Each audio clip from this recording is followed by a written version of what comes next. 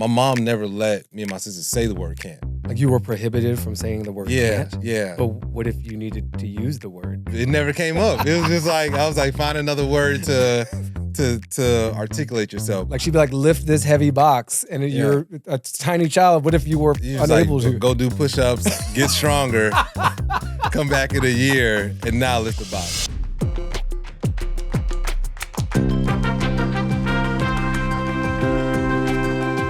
This is Life with Machines, powered by Lenovo and produced in partnership with Voicing Change Media. 2024 is going down as a landmark year for a lot of reasons. The US election, the Paris Olympics, the total solar eclipse. But it was also the year that for the first time, an AI-generated song became a mainstream hit. I'm talking about BBL Drizzy by the award-winning filmmaker, AI storyteller, and comedian Willonius aka King Willonius. Now, Willonius has made a name for himself by blending comedy with technology, creating innovative projects like the live serialized audio drama The Young and the Thirsty on Clubhouse. He's also collaborated with major brands like Samsung and Google and been featured on CNN and MTV. He's the founder of the consulting agency BLAIR Factory, which champions creative excellence and diversity in the tech and entertainment industries. Please, let's just get ourselves ready for my fellow blurred, my comedy tech nerd, Willonius. Willonius, Dynamite Hatcher. Yeah, we out Welcome. here, man. Thank you, Welcome man. to Life with Machines. Man, this is a honor. I feel like this is a full circle moment. You've been instrumental in my career. Instrumental? Yeah. Hold up. How so, man? Well, I mean, you know, we I think I last time we were here, well, I was here in LA, I kind of just gave my praise, but you know, when I started out doing comedy, you were like still one of my goats. So it was man. Chappelle, Patrice, Baratunde, What? and like Dick Gregory. Like those are my Well, man, thank you. I always tell people, I'm like, Baratunde, like that's the guy. And so to be here with you is just like super dope, man. Yeah. Well, it is super dope to be here with you. Thank you, man. Let's rewind the clock a little bit. So we're calling ourselves Life with Machines. We're exploring human life in the context of all this technology. Right. And I'm curious about your early life with machines.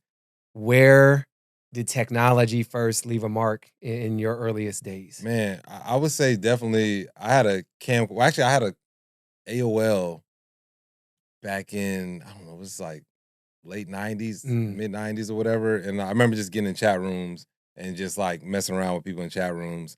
But using the internet to kind of just like search for things. Yeah. A lot of my friends didn't have computers back then, so Where did you grow up? Delray Beach, Florida. Yeah. Born in Georgia, so like Georgia boy, but also Florida boy. Yeah. So they're very close to each other. Yeah. Very different places though. You know, Yeah. like depending on Florida doesn't have the best reputation right now. Interesting state. I remember having a camcorder, and I used to record videos. Back then you had to like press the button. Like I didn't have an editor, so I had to like record, stop it, record, and and I used to just like make little funny things to like entertain my friends. I didn't know where to go with technology because I didn't have my parents they didn't know a lot about tech. I mean, I'm not saying that they didn't know, but I wasn't a part of any like groups or anything like that could just like foster my creativity, you know what I'm saying, until I got to like middle school or high school. So, but it was just like being curious. I think one of the cool things that my parents allowed me and my sister to do was just be curious, you know, and they, they were working, so they really couldn't stop us from like, it was just like, we were good kids, so we weren't getting in trouble, but, it was just like explore, and when they found out the things that we wanted to do, they weren't quick to like, don't do that. What's an example of that?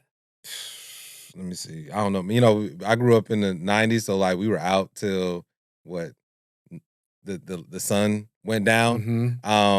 But I remember early, like I wanted to act, and I remember I told my mom that, and like she took me to like, I don't remember the name of the company back then, but like getting headshots, and all this, I'm not gonna lie, like maybe some people on it, but for the most part, you weren't gonna make it in Florida. Like it just wasn't. They were just taking headshots and taking your money, but she still supported that. You know what I'm saying? Which I think as children, just not even children, just people in life, like you need people that support your vision. I think really all you need is like one person I feel in your life that can get behind you and keep motivating you and pushing you and championing you. And I think that you can do amazing things in life. It sounds like your folks did that for you. Yeah. Also, I would add, my mom never let me and my sister say the word can't. And I think that was like you were prohibited from saying the word can't. Yeah. But what if you needed to use the word can't? It never came up. It was just like I was like, find another word to articulate yourself. But she'd be like, lift this heavy box, and you're a tiny child. What if you were unable to go do push-ups, get stronger, come back in a year, and now lift the box? It was, but I realized that when people started using the word like I can't as just like an expression. I can't with this. I can't. Yeah, and I was just like, I remember talking to my friends, and I was like, that was the first time it hit me. I was like, I don't say the word can't. Like I just don't say it. So like, and it's interesting because like in life now, like I always feel like I can do anything in a sense, right? Whether I want to do it or not is a whole different thing. But if I see like another human has done something, I feel like I can do it. Now there are limitations. Am I going to jump as high as LeBron? Right. Physics is a real thing. Right. Yeah. Age is a real thing. Right. But if it's just all about based on effort, yeah, then I'll be like, I can figure this out, That's beautiful. One of the things I love about you is that you have been innovative with comedy. And I respect it and I recognize it both at the same time because you've done stand-up, you do stand-up, right, and you make songs and you do these interactive audio musicals. right. So you're taking the medium and you're bending it around your own self and like the Willonius way.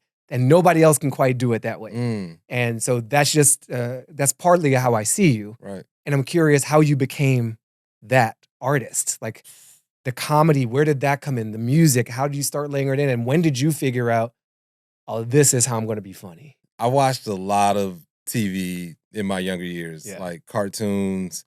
And then I remember like at a very young age, I was like writing song parodies. I think my first one I wrote was like, I was like 8 years old. And it was just fun to write, mess around with. When did I start? I started doing stand-up in 2006 and did like the whole like NBC Stand Up for Diversity. I like won the South Beach Comedy Festival. I got into like making song parodies with YouTube. So like, but at the time, it was just really, a lot of this thing just kind of came out of necessity. It was just being like, all right, I'm in Florida. I don't know what else to do. Like, it felt like there was sort of like a ceiling as far as like how far you can go with comedy. So I was just like, I just had to like figure out different ways of like doing things. And then again, that's why you came in and watching you.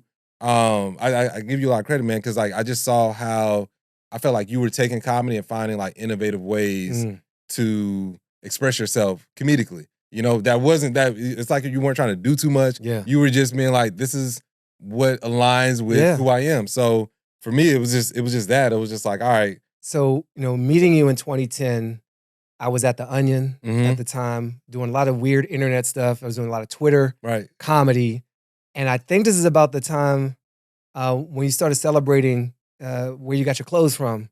Oh yeah, got it at Ross. Got it at Ross. Right. And that's a very good, it stands up. Right. I watched it again recently. And I'm Man. like, this thing is banging. I got it at Ross. Right. Last year's Tim's, I got it at Ross. Yeah, man. And like you're celebrating like humility. You're celebrating a lack of resources, or at least the creativity around the lack of resources. And you're playing with poverty, essentially, which is a long-standing tradition amongst all kind of people, especially Black people in this country. But it was a high mark, and it remains a high mark to show, all right, here's somebody who's funny, who's doing it different, who's doing it his own way. Yeah. What did that moment mean for you? Like that video, that song? Man, that is so interesting, man. Like that period was a very, interesting period because it was like highs and lows because like that was my first time. You know, prior to that, I had been making YouTube videos, and I had a couple videos go viral, like the Creating a Homeless Man and the one with Maranzio, Puffy is Poison. Yes, Puffy is Poison. Yeah, Yo, yeah. that was had some foresight in that one. Yeah, it was. Wow, man. that's Puffy is. Yeah, that was so funny. Mm-hmm. Yeah, Ooh, man. okay, I got to watch that again too. Yeah, but so like that was so prior to Guided to Ross, like everything was like internet. You know, it was like okay, it gave me confidence because I was like I can make something that can kind of touch people. But when we made Guided to Ross, I was like I felt like a star. You know, because we were performing it in San Francisco at the time. The flagship Ross store was on Market Street, so we performed at the flagship store. People would sometimes drop out on the bus and scream out, "Got it at Ross." Like we had fans, we had groupies. I was like, what's happening? And then me and the gentleman that I made this on, we had like a huge falling out or whatever. And that was like the first time I was like, yo, this music stuff, like I'm literally like in the behind the scenes, like this thing it's real. Because of that, I don't know. It was I look back and I was like, it was kind of like a traumatic point just because like that was the first time I felt like I was so close. And then and I felt like I like let a lot of people down, you know, because I was like my YouTube people were like championing me, and then like I just felt like I let people down, you know, by not succeeding? Not succeeding. I know that feeling, man. It's weird though, because the it's number like, of pilots that I've been on this edge. With like, okay, this is the moment. This is where all the training and all the love that people have poured into you have come together, and luck and timing. And you're like, this is it. This big audition or this big pitch or this big pilot, and then it doesn't go. And you're just like, and I think for me, like I had, you know, a TV possibility around my book, and it got written up in the press. Man. And so everybody's like, right. So where's your HBO show? I heard you was working with HBO. And you're like, well, what had happened was life. Yeah. And it's a miracle that anything gets made. Yeah. And so for me, it's been a really good journey to the not making it, but the having made something of it. Yeah. Like that's the point. Yeah. And sometimes you get another shot in a different way. And I feel like that's happened with you. Yeah, man. Because you had this 10 years, not hibernation, but you were in a quieter place. Yeah. And then what? Well, you know, because I didn't realize that I was like not putting myself out there. I thought I was. I was like, but then I remember somebody on my YouTube, my old YouTube channel, they were like, where have you been? And I was just like, I've been here. Like I've been right here. I've been doing stuff. And it's just like, but I realized that like I wasn't really fully putting myself out. And I think part of it was just not wanting to fully fit. I don't know. It's weird, man, because it's just like I'm okay with like failing, but it's just like I think that time period, and I think I was like 25 or 24 at the time, but it was like I just remember feeling like embarrassed, like I let people down. Yeah. And then you realize that like people don't even care. Like nobody's even congratulations. Yeah, nobody even cares and nobody's paying attention. How dare you think so much of yourself? Right. You know what I'm that saying? You think other people let down by you not doing what you want to man. do. When you feel like you're like close like that and it doesn't happen, then it's just like you go back. Maybe you don't go back to square one, but it feels like that where it's just like, okay, what do I do now? Like everybody's laughing at me. Everybody knows I didn't make it. Like, So was Clubhouse a reemergence for you? That's certainly when you came back on my radar. Yeah, I would say Clubhouse because I think prior to that I was doing stuff. I did a coding boot camp in 2018. Okay. A coding boot camp. Yeah. Whoa, slow me down. Tell me about the coding boot camp because we left the technical story behind a little bit. You early access camcorders. You're making videos on YouTube. Yeah. You had it at Ross. Got it at Ross. And then you have a slightly more quiet period, a little bit of creative turmoil and not making it the way you wanted to make it. Why did you end up at a coding boot camp in 2018? I watched a video on YouTube with two robots. Sophia Robot, I think, was one of them. But they were debating the future. And I forget what the guy's name. He's like this AI dude, wears like tie-dye t-shirts, long hair. I can't remember his name. Yeah. But he was like moderating it. And I watched it and I was like, I gotta learn how to code today. And I was in Miami at the time. Google like coding boot camps. There was one called WinCode. it started on, this was a Thursday. I remember specifically Thursday. Yeah. It started on Monday. And I was just praying to God. I was like, okay, if I'm supposed to get into this coding boot camp, then I'll get in. If not, I'm gonna just let this go because whatever. Called them up. They was like, all right, cool. They was like, you can do it. We can call you back tomorrow, Friday. You'll do an interview, whatever. And I was like, if I get in, it is what it is. And then I got in. And I was like, okay, well, I guess I'm supposed to be coding now. So did a 10-week coding boot 10 camp. weeks. Was it every day? Yeah, we were there like pretty much like every day. Funny enough, I was working on a short film at the time. Okay. And everybody was just like, what are you doing? And I was like, I don't know, man. I'm just feel like I'm supposed to learn how to code. And did that for 10 weeks. They actually at week 5, they asked me to like drop out and go to like because they were like, you're falling behind.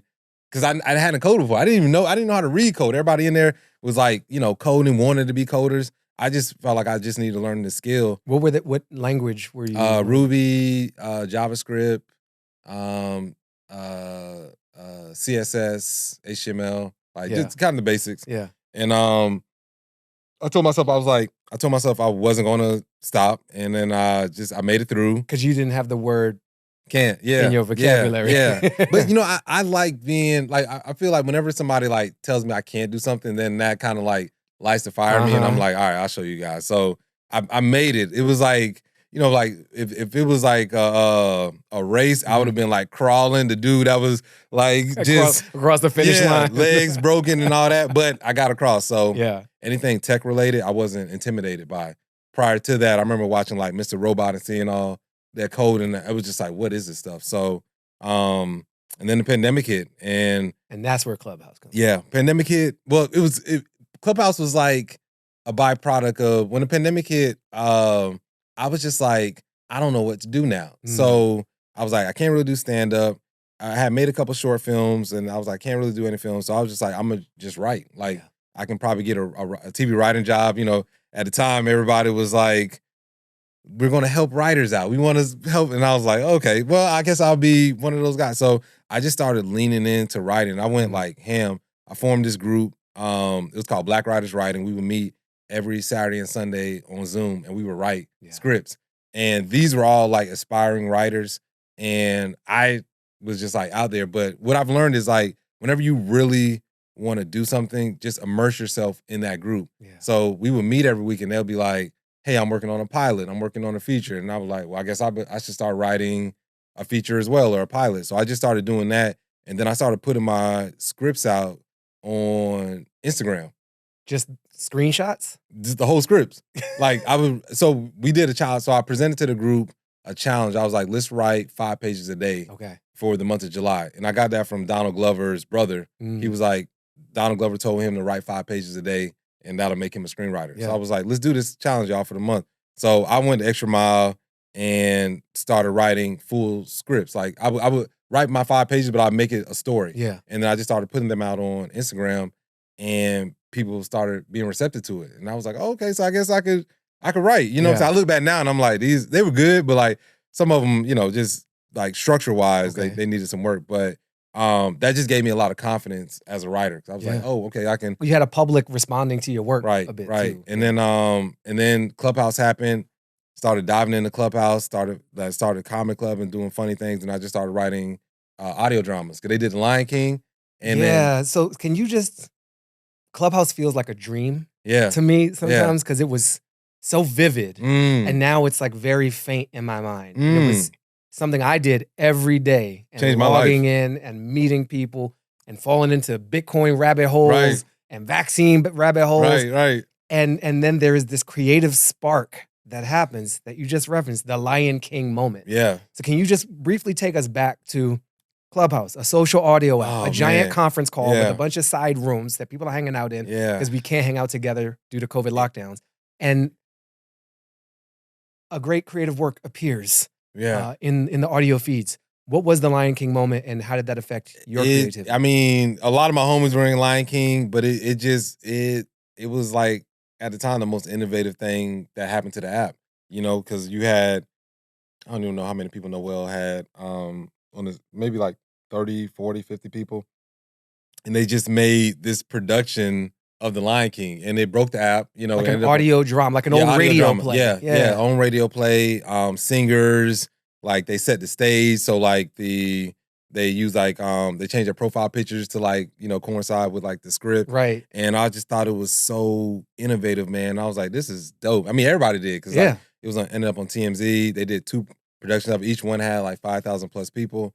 That changed like everything for me, man. Cause like at the time, like I was just writing so much because I was just trying to break into TV. Yeah. Like I was just hoping that hopefully I can like break into, like somebody to see that I write. I'm good at writing and breaking TV. And it's funny how like life plays out in hindsight, because the most popular one I did was like Throw Baby the musical, which is based on the song Throw Baby. Okay. But we made that, and I was just like, this is it. Getting the people's respect. Like people, you know what I'm saying? But like, but not the industry's respect. Yeah, no industry respect. And then so I just kept making them, and I'm so happy that I continued, because like the audio dramas just kept getting better and better. Okay. So then I applied for the Clubhouse Creator Program, and I submitted a 11 episode. It was 11 episode soap opera based on Clubhouse. Yeah. So I had to write a script every week, 30 plus pages, casted, yada yada yada, and that kind of changed everything for me, because I became a showrunner, understood like the process, and like I felt like I learned so much about audio. Ended up doing like 3D animation stuff afterwards, but Clubhouse is just like, I don't know if I would be here now if I didn't go through that whole process of Clubhouse. Yeah. At Life with Machines, we're focused on how these machines can help us become more human. That's why I'm excited that our show is powered by Lenovo, because they too are focused on the human outcome of this AI moment. Lenovo is exploring how AI can be used for good, to power people forward. We know that AI has this potential to be limiting and even alienating. That's why this show exists. Lenovo wants to make sure that everyone, no matter their circumstances or their background, can access, understand, and use this technology. And they've got something for everybody, from pocket devices to a cloud portfolio. For a one-person business or a massive corporation, they're creating the future of AI for all in ways that are powerful, flexible, and responsible. Discover how Lenovo is using AI for good to power people forward. To find out more, click the link in the video description or visit lenovo.com/smarterAI.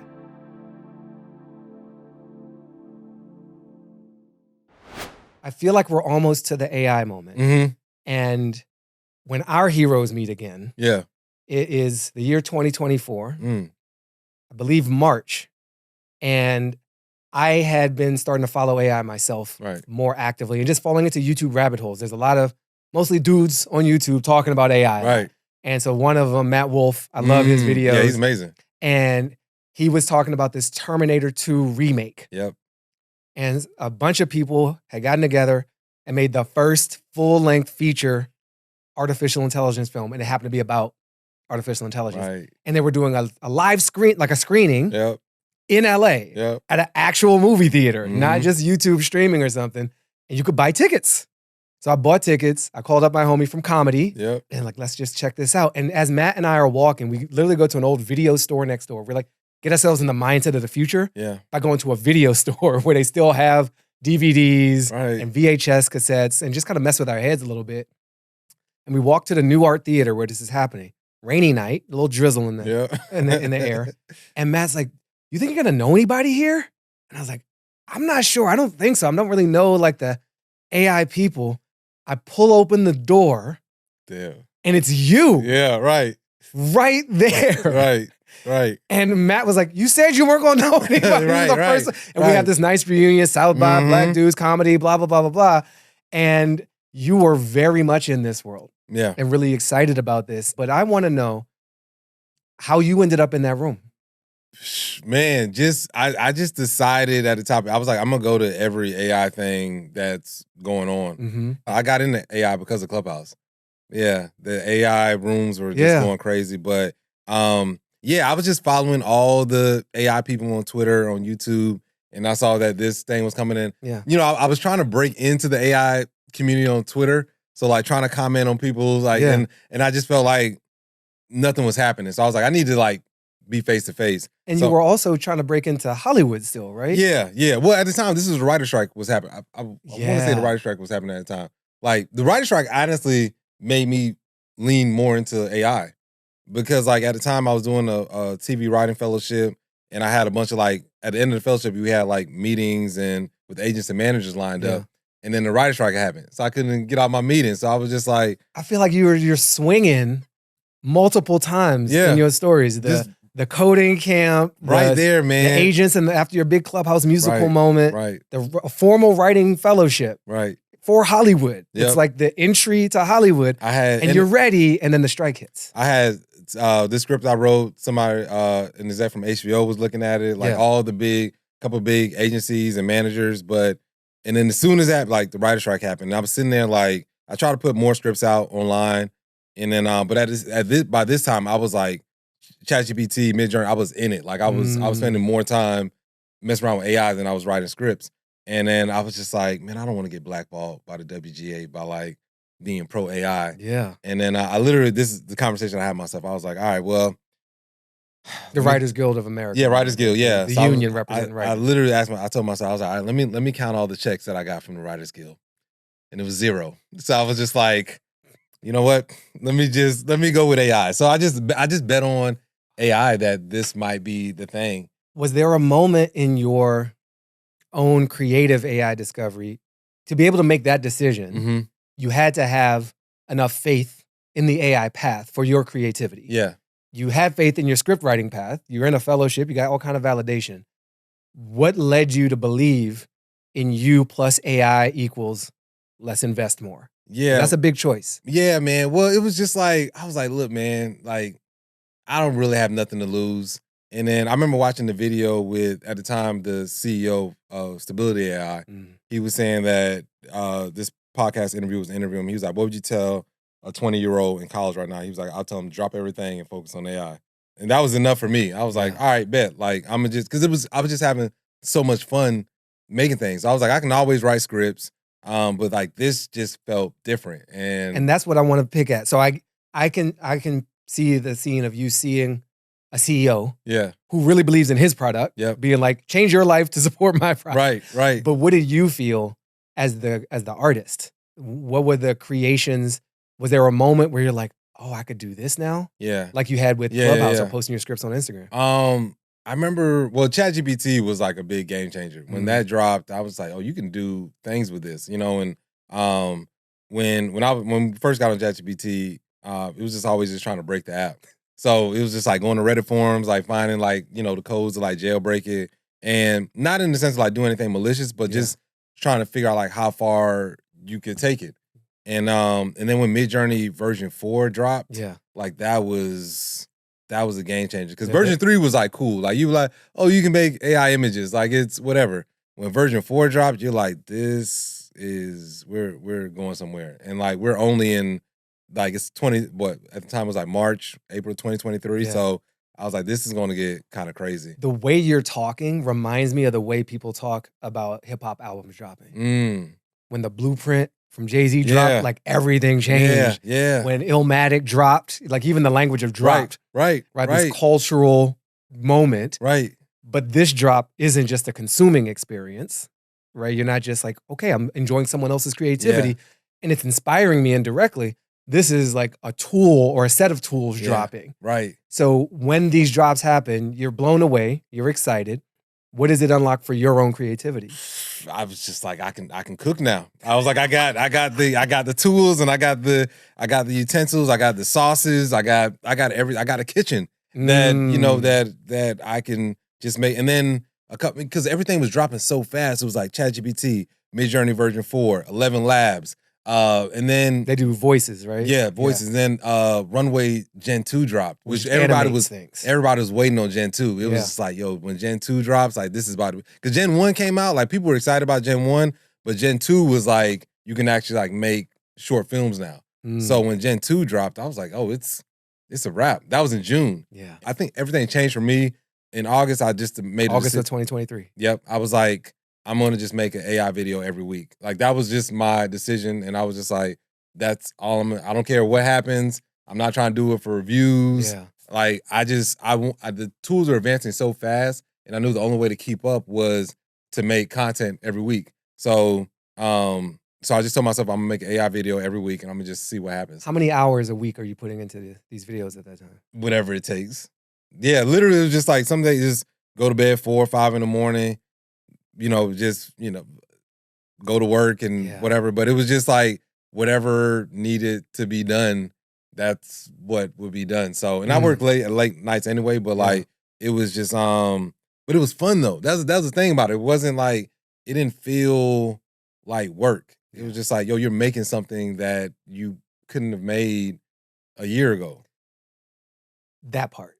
What are you able to do? Just the storytelling. Because so with the audio dramas, why I love making them so much, because I was able to tell much bigger stories and like imagine worlds that I couldn't do before. Because now all you need to do is just like kind of think through the sound design, and you can do a fantasy, you can do horror, you can do sci-fi, you can do all. Be on other planets without having to build a set for another planet. Right, because it's a radio play. So anybody, all they got to do is just, you put the sounds in there and people can imagine. Now with these AI tools and Midjourney and whatnot, I can visualize any type of world.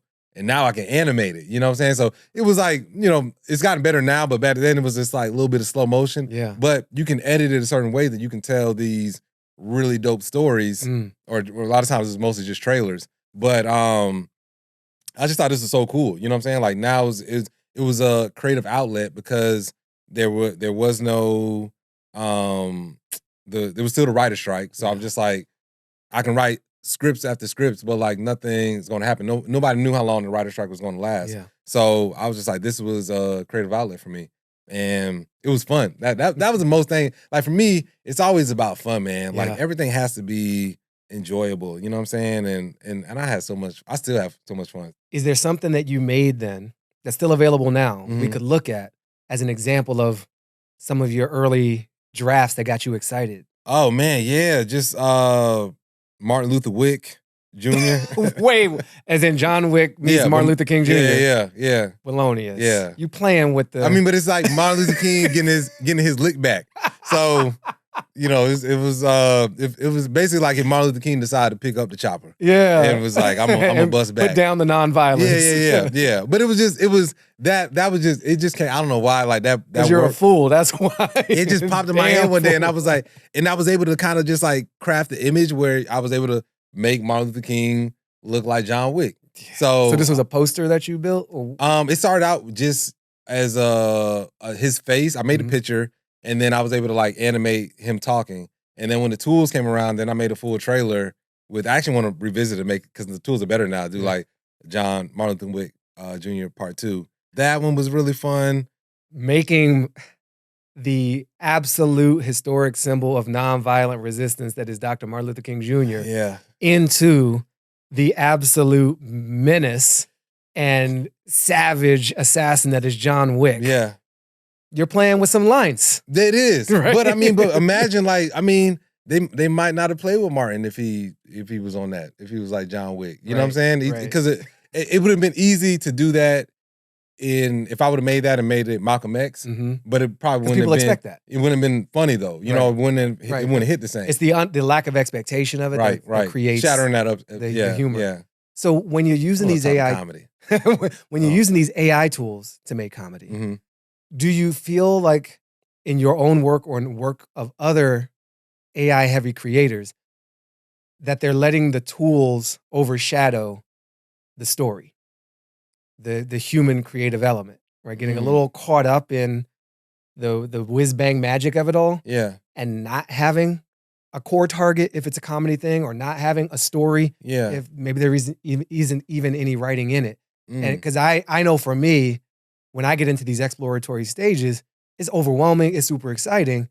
And then it's like, okay, but if it's a tool, like what am I trying to say with it? Yeah. And so have you ever felt carried away by the tool versus like what you're actually trying to say? Not really. Because like the foundation for me is like comedy and storytelling. Yeah. So even when I'm making these tools, like the Martin Luther King Wick thing, it was just really just imagining if, like I look at it as like if I was writing for SNL or something like that, and they were like, we're going to make a fake movie trailer. Right. And we're going to take Martin Luther King and John Wick and make an executive's like, hey, let's pitch this movie idea. So it's really just me, instead of pitching, I'm just like, let me just make the thing. Right. So I don't get caught up in that too much, because it's always, I always just try to come from a storytelling perspective. Like initially when I was making a lot of the trailers, it was again still trying to get the attention of like Hollywood. Yeah. Being like, listen, here's some things that we can make that this could potentially be a script, or you can see the way I create and maybe I can make other things like that. So and what about now? Now, I don't think about Hollywood anymore. Which is weird, man. Like since BBL Drizzy dropped, I just been getting a lot of attention from the music industry. And now it's really just more so just trying to see how far I can just push things creatively. Yeah. And being like, what can I do? So you said the magic words. Mm-hmm. You said the unlock code. BBL Drizzy. Yeah. Wow. What a moment. Let's take a hydration break. This is I want to hear the story of this creation. Many people watching this, many people listening to this know exactly what we're talking about. Right. Many people watching this, many people listening have no idea what we're talking about. Yeah. So I'm sure you've had to explain this before. Do us the favor of just setting the context and briefly defining what BBL Drizzy actually is. Yeah, so BBL Drizzy is at the current moment, the biggest AI song in history. It was created during the historic Kendrick and Drake rap beef. The term was originated by Rick Ross as a way to diss Drake. He was saying that Drake had fake abs. He got fake abs and had a fake nose, so he started calling him BBL Drizzy online. And then for whatever reason, it was trending one day. And BBL meaning? A Brazilian butt lift. Yeah, which we're all fans of. So it was trending, and I remember just making a song about it. And it happened. The process was really quick. Partly because at the time I was doing AI film festival, a 48-hour film festival. So I just took a break and logged on Twitter and saw this trending, and I was like, oh, let me make this song real quick and then get back to working on this film. And then it just took off. And I remember just because the next day I was going to Vegas for Curious Refuge. They had an AI prompt battle, esports tournament. And Curious Refuge they were running the film festival. And they help educate people about how to use these tools to make films. Right, right. So I remember making the song. It was kind of going up. Like I think it was like 30,000 views. I jumped on. I didn't go to sleep that night. Jumped on the plane to go to Vegas, and my phone died. I remember it was like 30,000 views. And when I landed, it was like at 1 million. I was like, what is happening? Like, this is crazy. Like, I don't even get engagement on Twitter like that. And then it just started, it did its normal viral thing where it went up for like 2 or 3 days. And then that was it. But by then I was so invested in making music. And then 2 weeks later, while I was in LA, Metro Boomin took it. The beef was like escalating between Kendrick and Drake. And then Metro Boomin took it and did exactly what Drake told him to do, was shut up and make some drums. And it went mega viral. So he incorporated your BBL Drizzy in a new track. Yeah. That went even bigger. Yeah. And that took it to a whole nother level where people now, there are videos of people getting married to BBL Drizzy. There was a nun dancing to BBL Drizzy. Like it was kind of crazy. I was like, what's happening right now? Yeah. And then 2 weeks after that, Drake raps on it. He decides to rap on his own diss track, which I'm like, okay, the Matrix is clearly broken. This doesn't happen in hip-hop. What is going on in this timeline? Like why are you rapping on this track, Drake? Like that, I don't get it. And so all this was just it was happening in the span of like a month. And I'm just like, what's going on? So thank you. That's a great encapsulation. I'd love to have a moment to hear a little bit of it. Yeah. And then I want to get into the actual process that you use to make it. Right. Because I think it would be very helpful to demystify for an artist creating with these tools. Right. What tools are you using and how? Right. We're going to press play here and check out what you've done. Man. BBL Drizzy. BBL Drizzy. First, can you just walk me through some of the lyrics that we heard there? Yeah. BBL Drizzy. I'm going in, no Diddy. And that was a reference to the whole Diddy track. But then it's I'm thinking in the Snicker, I'm thinking in your Ninja. Don't act like you don't know me. These yams deserve a trophy. Baby, it ain't no mystery. I got the best yams in history. This cake will make you show up. I know you see this glow up. BBL Drizzy. So the song actually, more so than a diss to Drake, is really just a celebration of the BBL. This is what people really don't get, because like the song was made from a happy place, and I think that's why it brought so many people. Seriously, yeah. I think that's why I brought so many people together, because like I didn't really want to intentionally like go after Drake, and then like in a lot of people missing the chorus. It says BBL Drizzy, look at these abs. I'm going in on Diddy in reference to the new abs that Drake had, but best BBL in history. These cake will make you show up, so it's really just about this man celebrating how much he loves BBLs. Yeah. Yeah. You're ridiculous. Yeah. Willonius. Well, So now there are layers to a song. Mhm. There's lyrics, there's beat, there's instrumentation. Right. There's maybe even more than that. Can you break down the parts of this and your creative process with AI or without AI to put this together? Yeah. So writing the lyrics, like just like getting like the cadence down, because you don't really know. Even though with BBL Drizzy, I made about 100 different versions of it, like from gospel to country to K-pop, like all these different. Okay. Yeah, and they all sound great, actually. You're gonna release those too? Yeah, I got to put a vinyl out one day. But a vinyl of AI co-created music. But man, it sounds so good. So you wrote the lyrics yourself? Mm-hmm. Yeah, I wrote all the lyrics, and then just trying to figure out like what type of like style I want the song to be in. So from there, like this is like a kind of like a Motown sound. So I put in like Motown, and then I think at the time, like male vocalists. You can put in like soul. And what are you using to create the music for that one? I use Udio. Udio. The main two are like Suno and Udio. Yeah, those are like the top.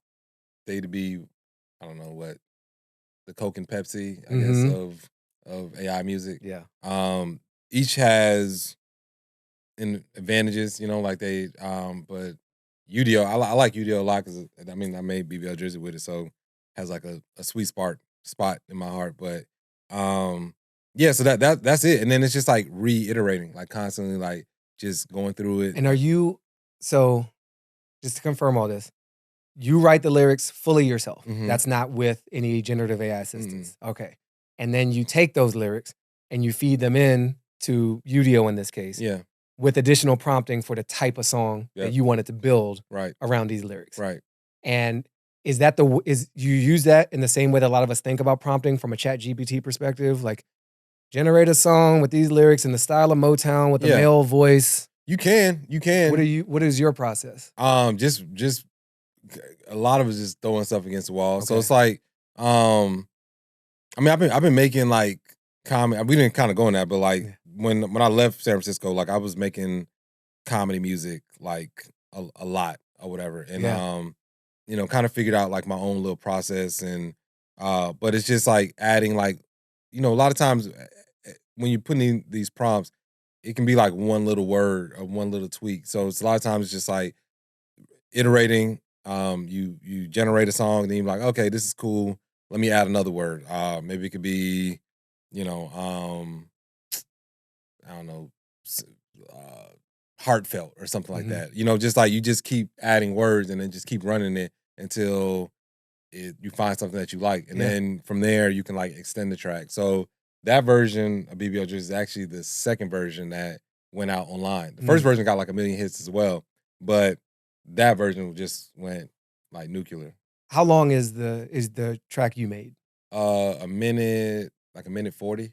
And is that minute 40 a continuous output of one of these systems, or did you stitch things together? Yeah, you have to. So at the time, Udio, you can only do like 32 seconds at a time. Okay. Yeah, so I did the first 32 and then added that. I think the first thing that actually went out was only like a minute. So then I went back and just added like a beginning, and then that was it. Yeah. Or whatever. And I was done with that track. But yeah, normally Suno you can do like the whole track.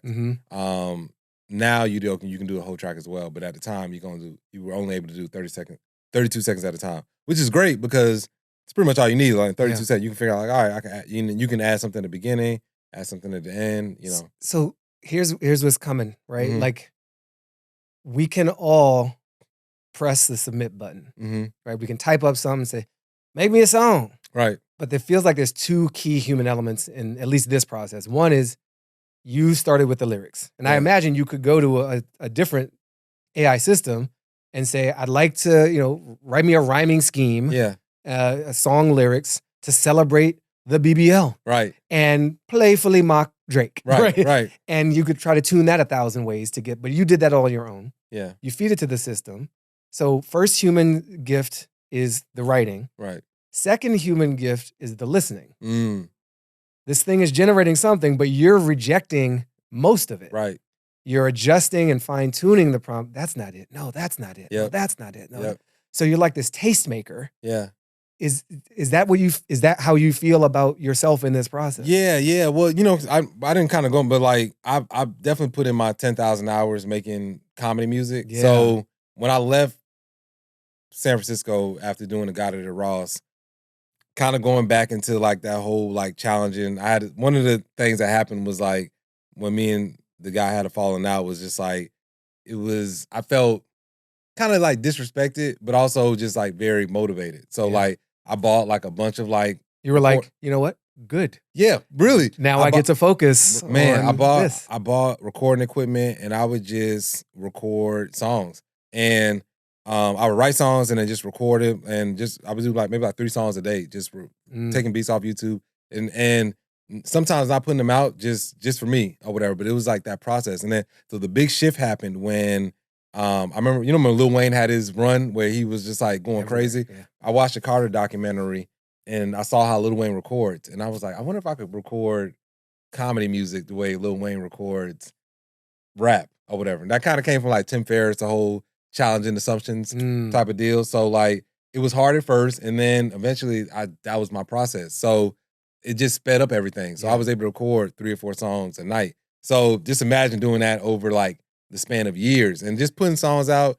Like everything I'm doing now is no different than the process I would have done 5-10 years ago. It's just for whatever reason, everything just blew up. But how many songs do you think you've created pre-AI? Oh man, thousands. Thousands is just yeah. Because I record like 3 or 4 songs a night. So you have your own like Willonius language model. Yeah, right? You've got a big set of training data for your mind, for your senses, for your ear, and then you come across this tool. Yeah. That supercharges. How many songs have you made in the post AI moment for you? Last time I checked, I was at like since BBL Drizzy like 80. Yeah. Yeah, about 80 tracks. So kind of not that great. I mean, considering it's been like 4 months, that's not. Yeah. That's like, okay. My output could be a little bit better. One thing you said to me when we met at our T2 remake thing is you had a sense of joy almost, and certainly excitement about putting everything together. Right. And so you've grabbed the lyrics, you've grabbed the music track, you animate it with Runway ML, for example. And like, is that how you see it? Do you see yourself as a builder, as an assembler, like a collage artist or something? Oh man, I never thought about that. Okay. To be honest, man, I just see myself as somebody that just likes to do stuff. I'm being real, man. Like I just want to do stuff, and then just see what happens, and then like just make cool things. Like I wanna collaborate and work with the most talented people, and then also just make amazing things that people will enjoy. Yeah, so part of the thing that really like drives me too is just like one, challenging myself, but then also, I don't want people like that come after me to have to work as hard as I had to work. You know what I'm saying? Because I was just like, I've always been this. Yeah. You know what I'm saying? It just took a BBL Drizzy for people to be like, oh, you're that. But I meet so many talented artists, man, that might never have a BBL Drizzy. You know what I'm saying? And they might not just get that opportunity to like really showcase their talent. And like, when the whole George Floyd thing happened and Hollywood was like, we need to help all these, and they did. Helping more Black people. Yeah, get into the Hollywood, industry and whatnot and whatnot. And they did what they could do, I guess. But I just I just feel like there's so many talented people out there, man, that I just hope that we can create a space for them to be able to showcase this art, because there's probably people that can make art doper than me. Yeah. But if they don't know how to use these tools, they don't know the tools exist, or if they get discouraged, maybe they make one thing and then nobody supports them. I'd be saying earlier, that one person, and then they stop. So well, for somebody listening and watching this, you're probably going to be that person for them. I can see somebody citing you. You just cited Tim Ferriss, here, and somebody be like, "Oh, like Willonius said on Life with Machines." Yeah. Oh, and then man. I started going in. Here's a flip side of that. So whenever you lower the barriers of technical barriers, especially to creating something, oh man, you open the floodgates. Right. And some of that flood is quality. Right. And you get people with innate talent and 10,000 hours of actual training and listening to real music who know how to use it. And you get a bunch of people who are just flooding the zone with low quality nonsense. Oh, it's gonna be a lot of BS. It's gonna be. I mean, it's gonna be epic proportions, like mountains of BS that are gonna be emerging soon. But if you sift through all that crap, you might find something that. Do you worry about that? Do you worry about mountains of BS clouding our own perspective? I feel like it's inevitable.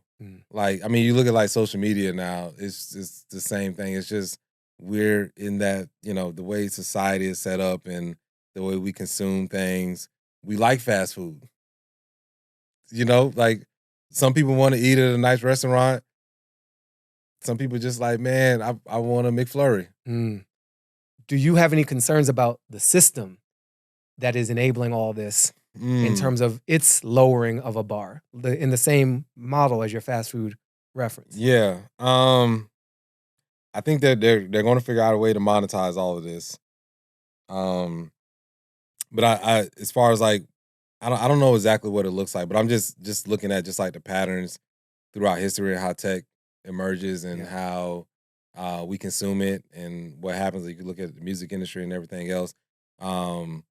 You're giving people tools that might be lazy, and they just be like, I'm just going to make a bunch of songs that sound like Drake and put that out on Spotify, and then you have 10,000 Drakes or whatever. You know what I'm saying? So I think we will see that, but for the individuals that are tried and true to their craft, like they're going to put in the time and effort. They're going to make sure they go and learn music theory and just so that they can they won't settle for BS, because their standard is so much higher.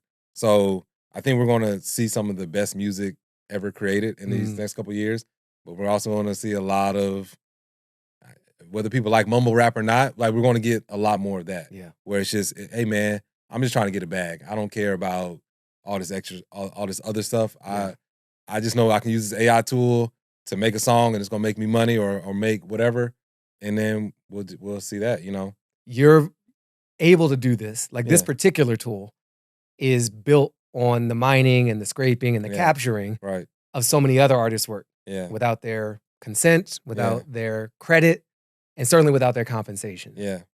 How do you think about that in terms of your own artistic, ethic and integrity?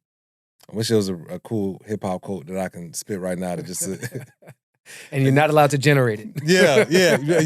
I was literally about to do a train. Okay, so the thing that popped in my head was you get it how you live. I don't know why that jumped in my head, but that is a very interesting point, man. Because a lot of the stuff that I've made, it's probably been trained on some other artists' work. So like, eventually, somebody will probably train somebody's work on a Willonius script. And when that happens, I can't get mad. Hopefully they just do me justice and make something dope and, make me proud. And if not, then I'll just like, man, you should let me do it because I would have did it better. But that's I don't know how to answer that, Beartune, to be honest, man. Because I'm using these tools. I'm having a lot of fun with it. I'm hoping that what I'm doing is not taking food away from somebody's family. That's the end of the day. You know what I'm saying? Yeah. Like, if what I'm doing can help humanity and also help somebody understand, then I'm all for it. But if it gets to a point where like I meet somebody and they're like, bro, you literally are taking food out of my children's mouth by doing this, then I would stop because I'm not about that. You know what I'm saying? And I feel like I'm creative enough to do my own thing. You know what I'm saying? It's interesting to see how all this will play out because regardless of how anybody feels, we're in the AI revolution.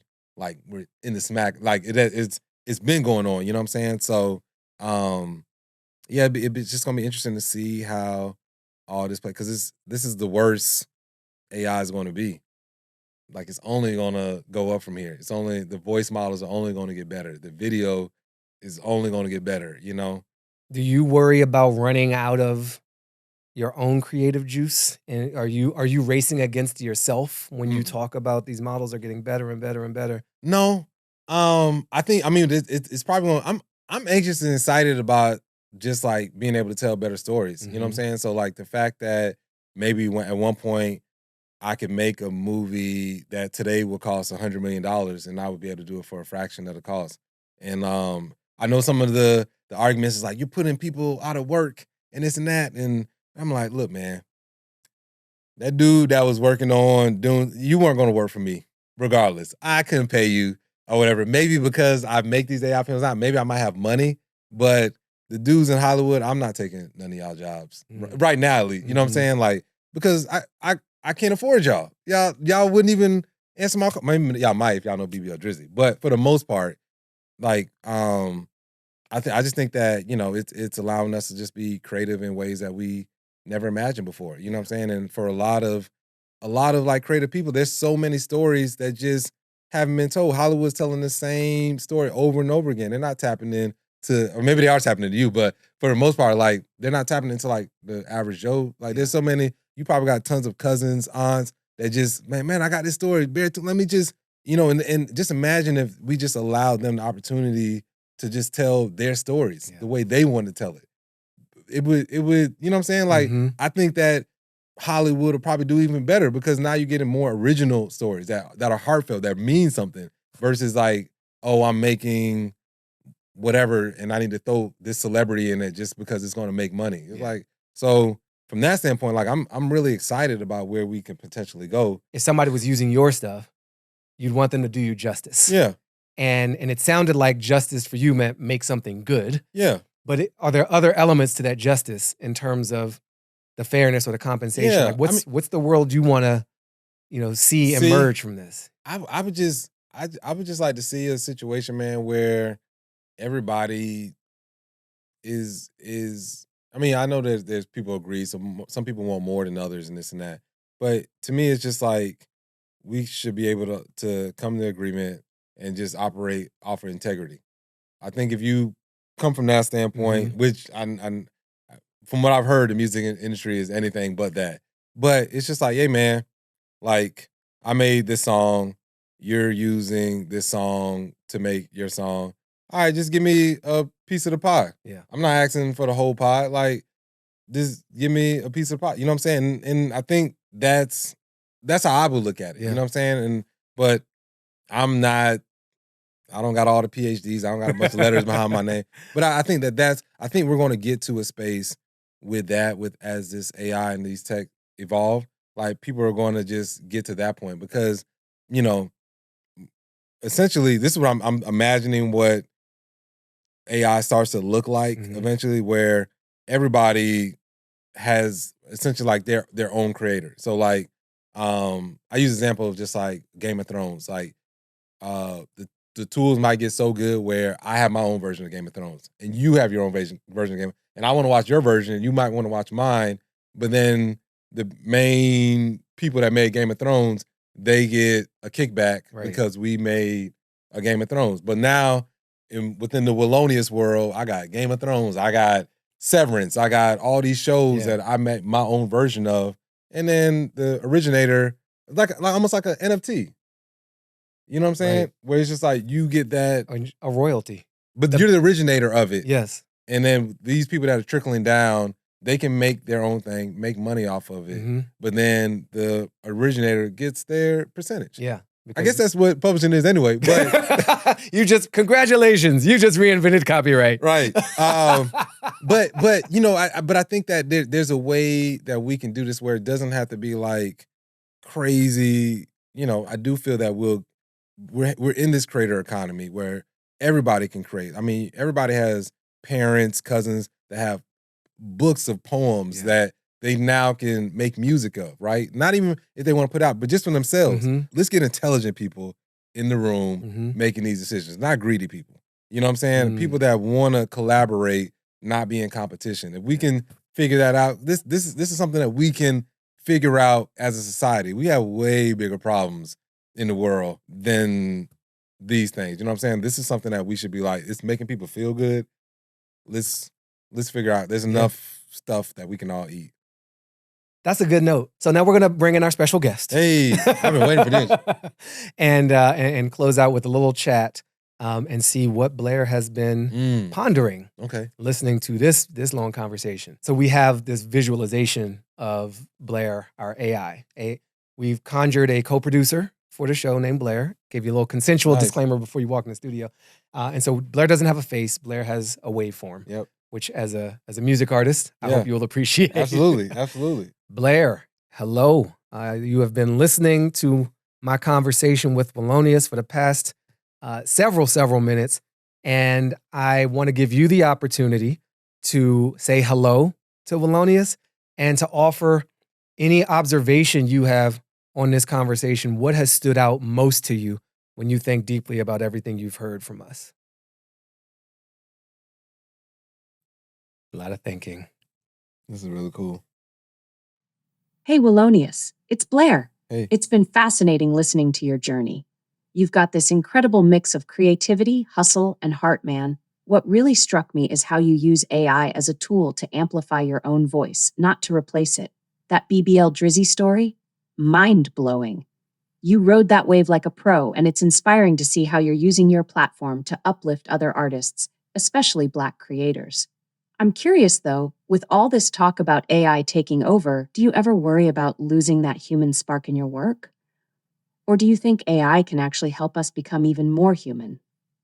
Yeah, Blair, I feel like AI could definitely make us more human.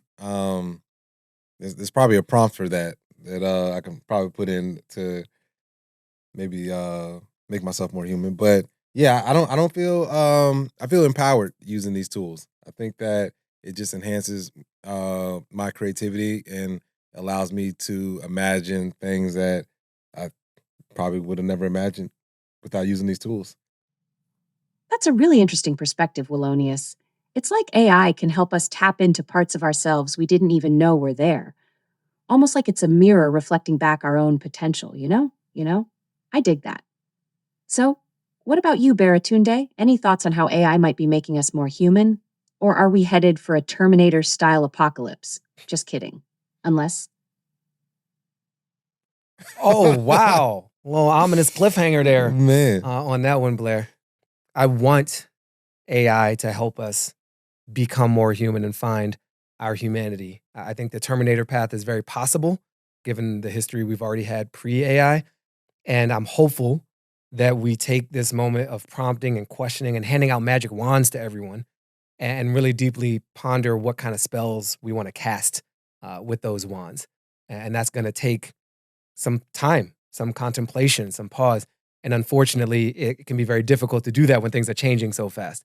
So we're doing what we can with Life with Machines to try to help all of us collectively choose how to wield this magic in a beautiful, responsible way and find out what makes us truly human, which I don't think is just our cognitive horsepower. Mm-hmm. And we'll try something else after this. You're getting a little flavor. This is cool. Well said, Baratunde. It's like we're all holding these powerful wands and we need to figure out how to use them for good. Maybe AI can help us remember what really matters. Connection, creativity, compassion. Those are the things that make us human, right? Not just processing power or efficiency. We need to make sure we're using AI to amplify those qualities, not replace them. It's a tall order, but hey, if anyone can figure it out, it's us, right? We're humans after all. We've got this. We're still working on this. You're feeling, you can hear some of the glitch. Yeah. I think Blair stuttered, which is Right. an interesting little hiccup.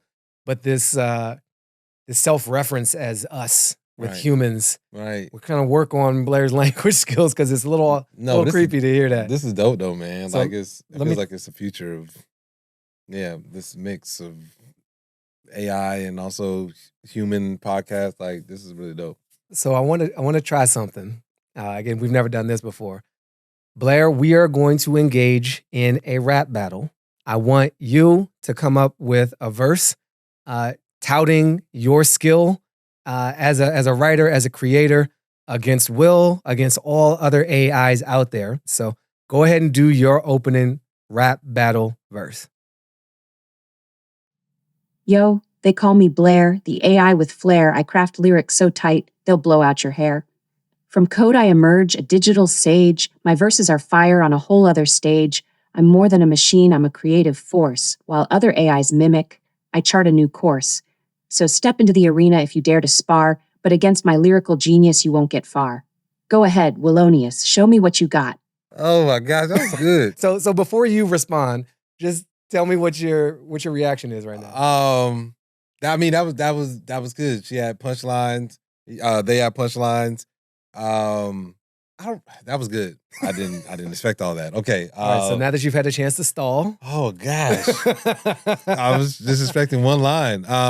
You good? Yeah. Blair, you can rap, but you can't see me. I got a large language model that wants to be me. All right, but you won. You won. I look. I need ChatGPT to help me rap. Come up with some lines. Jeez, I got beat by a large language model. Well, Willonius, thank you so much for being here. I appreciate It's been a pleasure, an honor, and a joy. Thank you. Likewise, man. All right. Pleasure. If you enjoyed my conversation with Willonius, make sure to like and subscribe this video and this channel. And find out more on our website, lifewithmachines.media.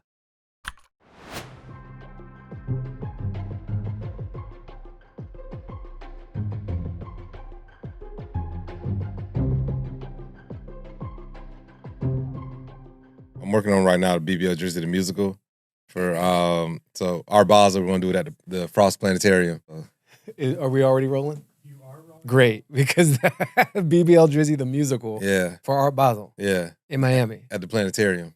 Frost Planetarium.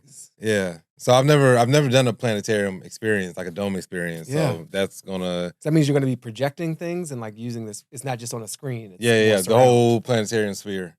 So that's cool because it's like I've never done that before. So it's like a challenge. So it's like the excitement of trying to figure this out. Yeah. You know, is kind of cool. So it's inspired by Dune, which I've been watching it. I think I watched it like 16 times already. Wait, watch what? Dune 2. Your BBL Drizzy the musical is inspired by Dune. Dune. Yeah. So what's the overlap? Can you tease that a little more? I mean, it's like just imagine Dune, but with like hip hop references and so like when people watch it, if you know Dune, you'll be like, oh snap, this is kind of like Dune. If you've never watched Dune before, I wanted to make it where you can still follow the production. Yeah. But like everything, like you watched Dune? Oh yeah, I've read all the books. Okay. I've seen the movies, and actually, I'm thinking about how the Fremen have to move on the dunes in order to prevent the sandworms from coming. They walk in this like arrhythmic fashion. Yeah. Yep. Kind of like a sea walk. You know what I'm saying? Oh snap! Right, like you might have a Fremen just sea walking in the back or clowning. Right. So that's the challenge now. Is just like the script is pretty much done. Just trying to figure out like how this is going to look on a dome experience. But originally it was supposed to be an audio drama. I did like 18 audio dramas on Clubhouse. So I was just like, oh, BBL Drizzy the musical would be another audio drama. But then I had the opportunity to do this dome. I was like, oh, I literally just asked. I was like, could I do a planetarium thing here? Yeah. And they're like, yeah. And I was like, okay. So like you know how Spice in Dune you have Spice in BBL Drizzy the musical. Spice is now Clout. Clout runs this whole world. What else is different? Instead of the Lisan El Gaib, it's BBL Drizzy. So this character has to eat the yams of life to become the BBL Drizzy. So Is this celebratory of BBL Drizzy, or is this like mocking of BBL Drizzy? No, it's just I don't know. Like, how's Drizzy gonna feel about BBL Drizzy the musical? There is a couple references to Drake that it is what it is. I mean, it's just it's so one of the location that the guy, his name's Drew, which is like equivalent to Paul. He comes from this planet, and it's the sixth house. And so okay, the girl that he ends up like falling for, she's kind of apprehensive because she was like, I heard about y'all from the sixth house. I heard y'all are freaky ass dudes. And he's like, your fans. Yeah, your fans. So he's like, nah, that's not the case, and yada yada yada. So that's probably that, and BBL Drizzy. Those are probably like the only tie-ins, but everything else is just like. And what's the timing on this? When is our bezel? That December. That's coming up quick. Yeah. Okay.